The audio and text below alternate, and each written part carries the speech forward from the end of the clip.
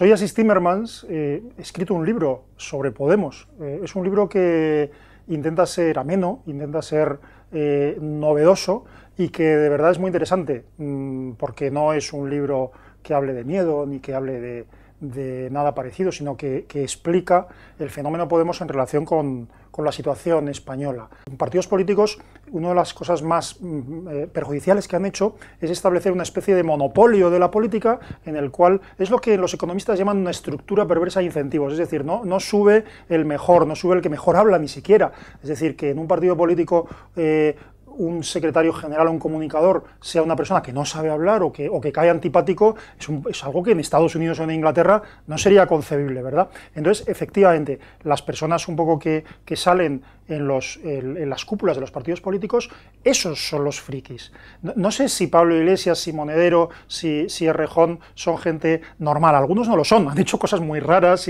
pero el aspecto, el conocimiento de la calle, el hablar normalmente, el saber lo que cuesta un café, ¿verdad? Estas cosas son, si se ve a Arriola y a cualquiera de Podemos, una persona normal, incluyéndome a mí, diría, el friki es Arriola.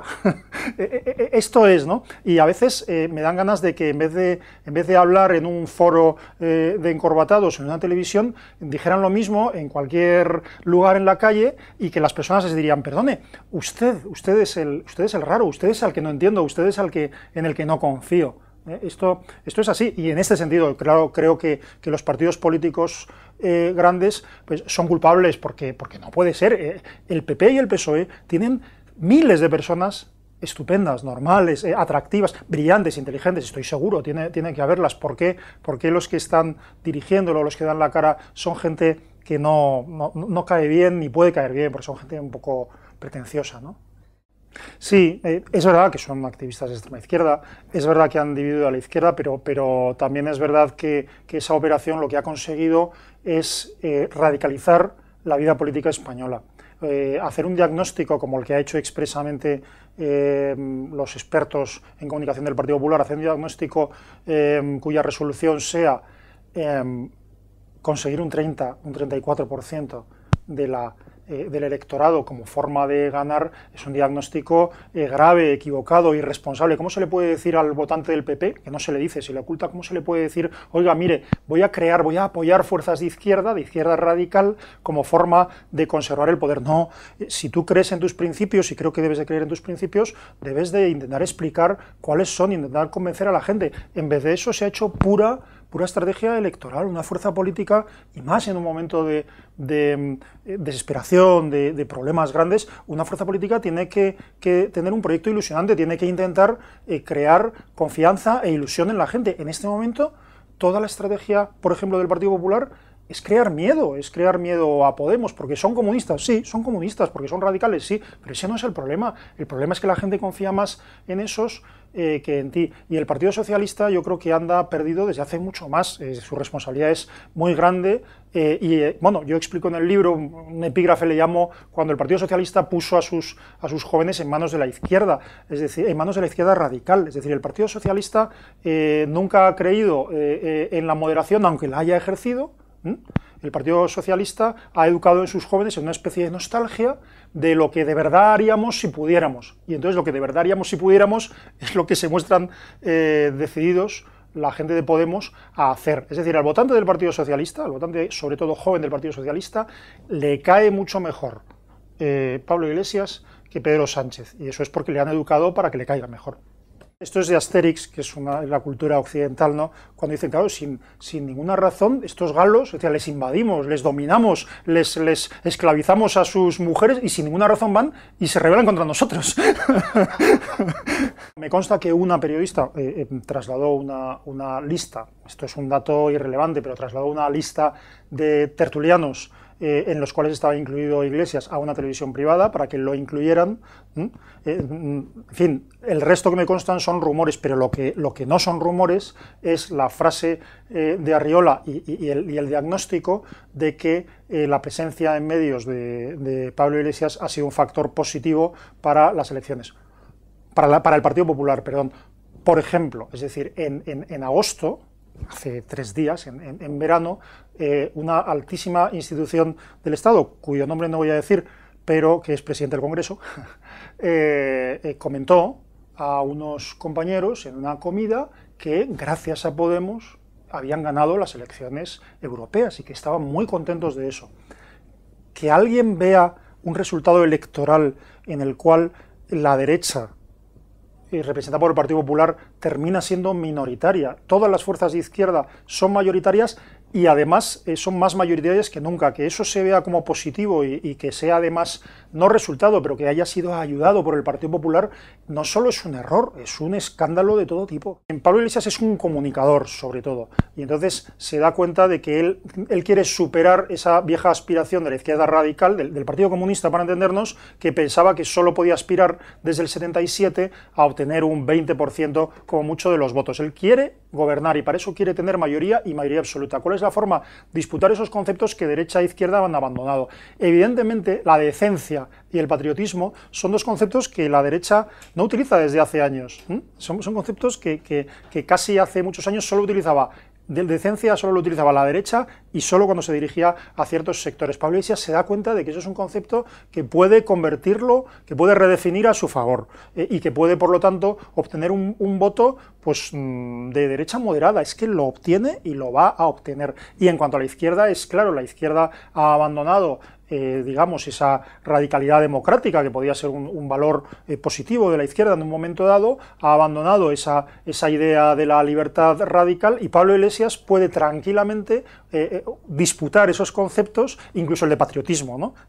Habla de patriotismo y lo pone a su favor. Patriotismo es, pues, no evadir capitales a Suiza. Son conceptos populistas, pero son conceptos muy eficaces, porque la derecha ha renunciado a la idea de patriotismo, ha renunciado a la idea de decencia y entonces un joven comunista experto en comunicación los utiliza y los utiliza a su favor y a la gente le gusta mucho. Bueno, en realidad Pablo Iglesias desde hace años, y eso se explica en el libro, tiene una relación con una Izquierda Unida, digamos, compleja, en el sentido de que él quiere articular una respuesta radical desde Izquierda Unida, pero Izquierda Unida está contaminada, digamos, por esa contaminación con la casta, con la corrupción, el establishment, ¿no? Y sin embargo, Izquierda y anticapitalista, que responde exactamente a los objetivos políticos y al ideario de Pablo Iglesias, no puede aspirar a las mayorías. ¿Por qué? Pues porque es un grupo muy radical, que se presenta como un grupo extremadamente radical que solo puede aspirar. En las últimas elecciones, Izquierda Anticapitalista sacó un 0,1% de los votos. Esto es a lo que puede aspirar una izquierda anticapitalista. Entonces, ¿qué hace? Utilizar Izquierda Anticapitalista como digamos, mano de obra, para entendernos, y incorporar algo nuevo a una opción política. ¿Qué es ese algo nuevo? Ese algo nuevo es lo que se aprendió del 15M.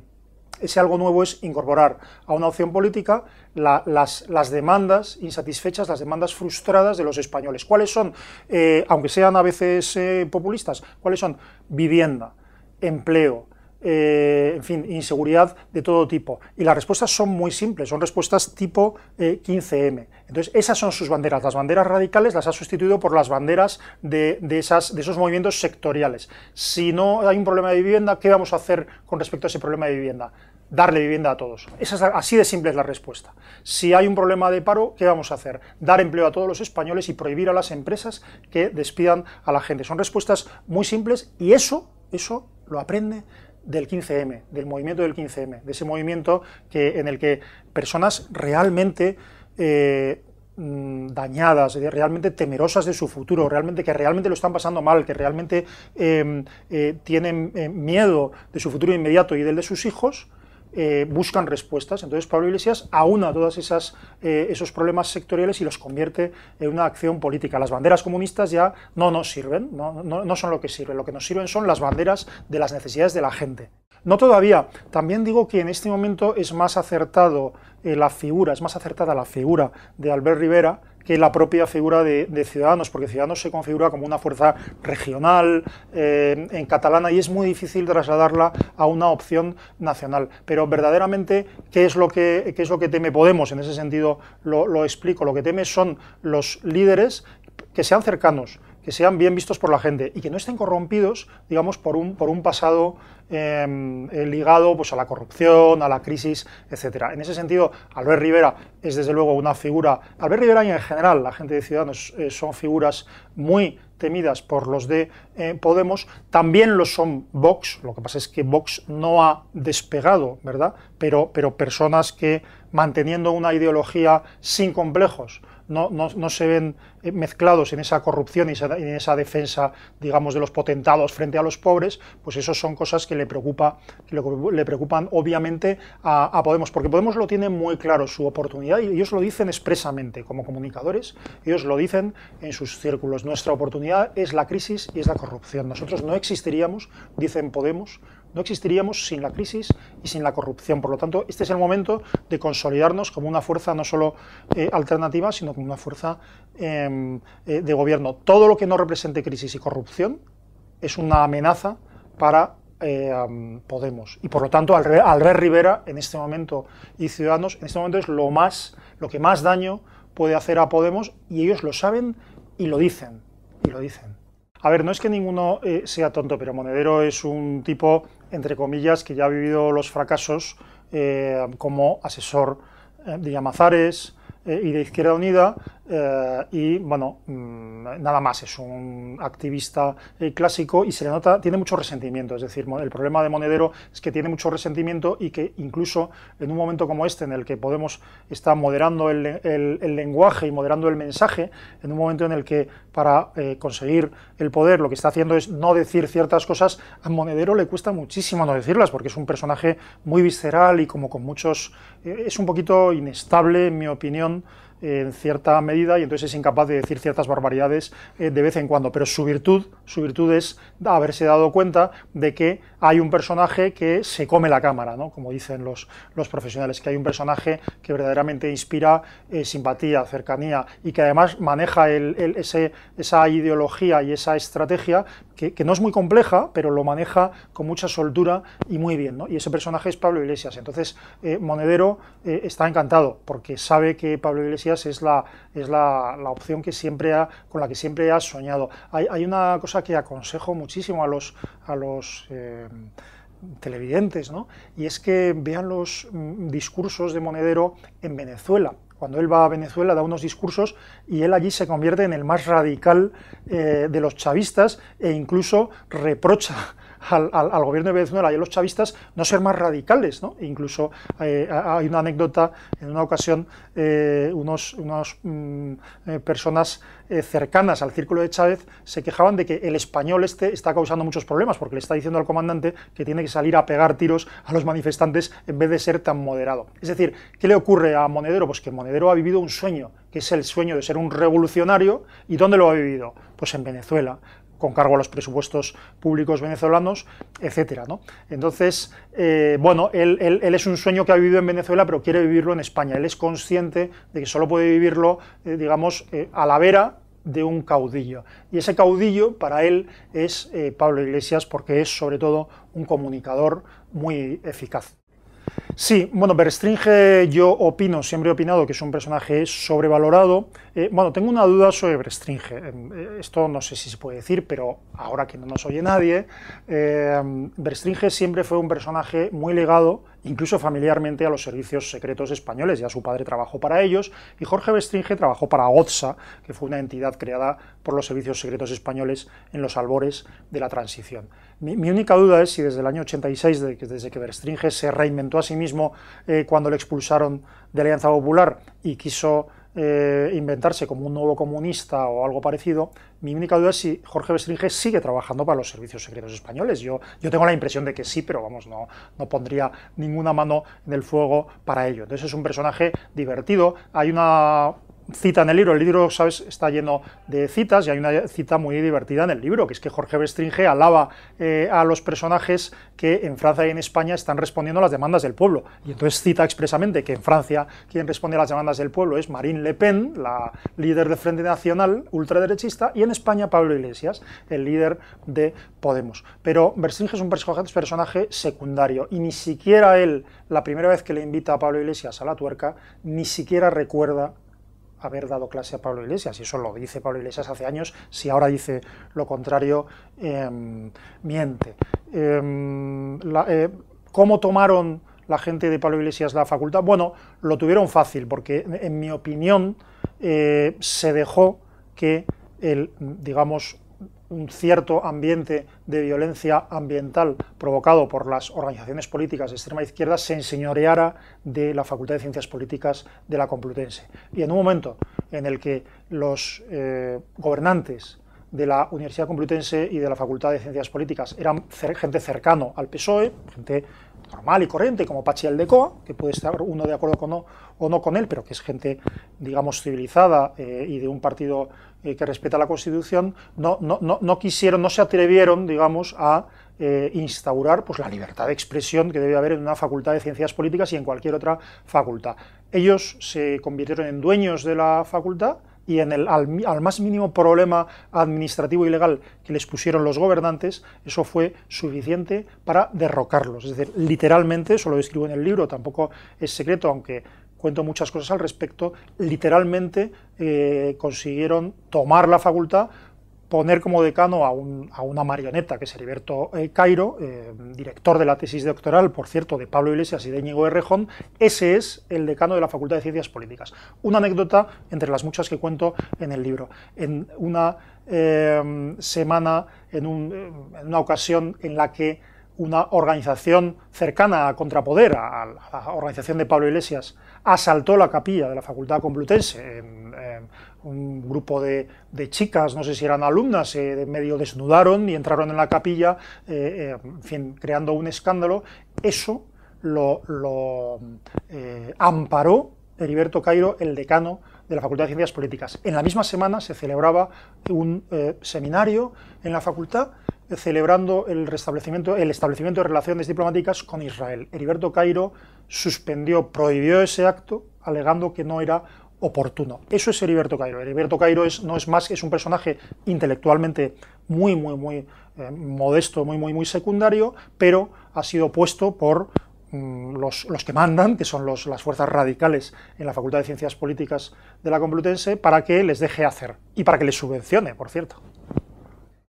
Sí, es muy simple, y seguramente los que sois expertos en comunicación lo entendéis y lo explicáis mejor que yo. Pablo Iglesias se da cuenta de que, pese a pertenecer a esa izquierda radical y clásica, lo que no existe en la televisión, como dicen los publicistas, lo que no está en la televisión no existe. Él sabe que la televisión, independientemente de que se difunda por internet, por la TDT, etcétera, él sabe que la televisión es la base fundamental de la existencia política, y de hecho él logra el liderazgo dentro de las propias fuerzas de izquierda, y estoy hablando del entorno de Izquierda Unida, gracias a sus programas de televisión. Y él mismo explica a los militantes de Izquierda Unida, a los que asesora con mucha frecuencia, les explica que a Pablo Iglesias le conocen mucho más los militantes de Izquierda Unida que a sus líderes políticos. ¿Por qué? Porque a él le ven en la televisión y, sin embargo, a sus líderes les ven muy ocasionalmente y de lejos, con lo cual, gracias a los medios de comunicación, logra el liderazgo de la izquierda. Lo que él no pensaba, el liderazgo, perdón, de la izquierda radical, lo que él no pensaba es que se le iba a poner tan fácil, se le iba a ayudar tanto a lograr no solo el liderazgo de la izquierda radical, sino el liderazgo en general de la izquierda. ¿Cómo? Aupándole, digamos, a los medios generales, a los grandes medios de comunicación. Primero Intereconomía, 13TV, y luego ya de una manera muy, intencionada, personas como Jesús Cintora, otros periodistas de la 4. Y él sabe que eso es la vía al poder. La comunicación. Él es un experto en comunicación, él es fundamentalmente eso, no es otra cosa. Y sabe que la comunicación es algo completamente descuidado por las grandes fuerzas políticas.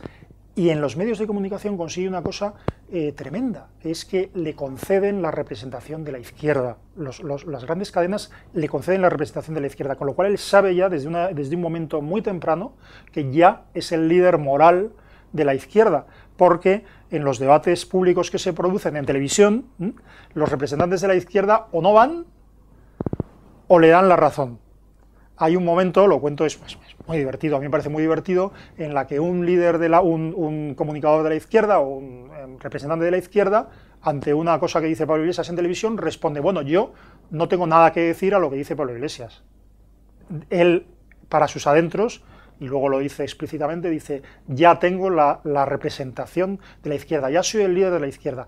Y hay algo que se resiste la gente a aceptar, que Pedro Sánchez sabe, pero no se atreve a decir en público. En este momento ya Pablo Iglesias es el líder de la izquierda, moral y real.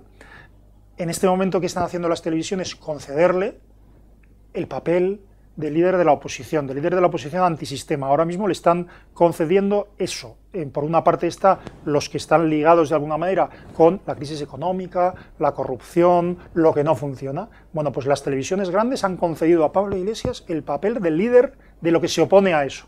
Es absurdo y es grave, porque tenemos líderes políticos con los que se podrá estar de acuerdo o no, pero que son alternativa, digamos, a ese sistema de corrupción. Tenemos a un UPyD con sus problemas, pero lo tenemos. Tenemos a un Ciudadanos que se opone, digamos, a esa corrupción y a esa, digamos, a ese carácter antiguo y gastado del sistema. Tenemos a un Vox que quiere ser lo que no es el PP y debió haber sido, que es una fuerza liberal conservadora que defienda unos principios. Pues resulta que las televisiones y el Partido Popular se empeñan en conceder a Podemos, a Pablo Iglesias, el liderazgo de todo lo que se opone a eso, el liderazgo de la oposición. Entonces ya le están convirtiendo en líder moral de la oposición. Es un error en mi opinión. ¿Qué ocurriría si no existiera Podemos? Que seguiríamos empeorando. La sociedad española seguiría, digamos, bajando en calidad de vida, en calidad democrática, que la corrupción se enseñorearía igual que ahora que está Podemos. Podemos es la fiebre.